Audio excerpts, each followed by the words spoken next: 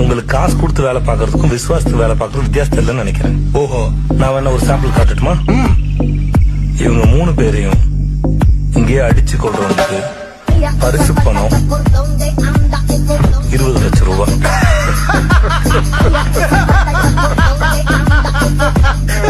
டேய் எங்க வந்து என்ன பேசிட்டு இருக்க?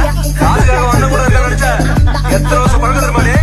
30 லட்சம் ரூபாய். 30 லட்சம் ரூபாய் அவர் அண்ணன் 40 லட்சம் ரூபாய். என்ன என்ன இவள பேச விட்டு வேடிக்கை பார்த்துட்டு இருக்கீங்க?